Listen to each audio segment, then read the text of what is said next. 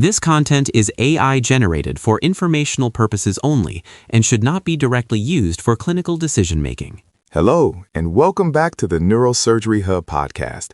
I'm Dr. Aris, a senior attending, and I'm joined today by our research fellow to discuss some of the latest literature impacting how we train the next generation of spine surgeons. And I'm Dr. Alara. Today we're looking at a fascinating new study from the 2026 volume of World Neurosurgery.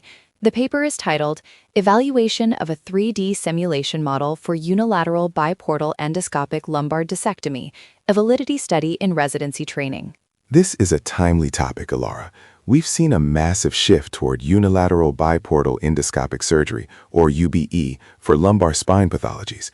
It offers the benefits of being minimally invasive, but as anyone who has picked up the scope knows, the learning curve is incredibly steep. Exactly, Dr. Aris. The study highlights that because UBE requires a high degree of technical proficiency, specifically in managing the independent movement of the endoscope and the surgical instruments through two different portals, we really need structured training before a resident ever touches a patient in clinical practice. Which brings us to the core of this paper, the 3D simulation model.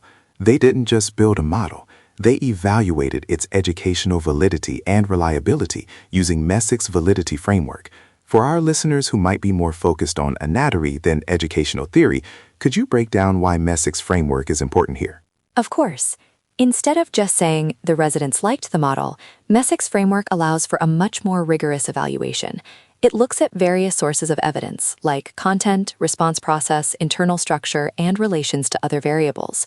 The goal of this study was to see if this 3D model actually measures what it claims to measure, a resident's ability to perform a UBE lumbar discectomy. Right. It's about ensuring that the simulation translates to real-world surgical competence. Now, looking at the simulation model itself mentioned in the paper, it's a 3D printed construct designed to replicate the specific haptics and visual field of a UBE procedure. It's quite sophisticated. The study evaluated how well the model mimics the anatomy and the specific challenges of UBE, like the wattle pressure management and the triangulation required for a successful discectomy. Because the learning curve is steep, as the authors emphasize, the simulation provides a safe environment to fail and learn. And that's the critical point. In traditional training, that learning curve often happens in the OR. This paper argues for a shift. If we can establish the educational validity of a 3D model, we can ensure residents reach a baseline level of proficiency earlier. Did the study find that the model was reliable? Yes, the findings suggest that the 3D simulation model for UBE lumbar discectomy is a valid tool for residency training. By following Messick's framework, the researchers were able to demonstrate that the model provides a consistent and accurate representation of the surgical task. This means the scores or performance metrics gathered from the simulator can actually be trusted to reflect the trainee skill level. I find it interesting how they focused specifically on biportal endoscopy.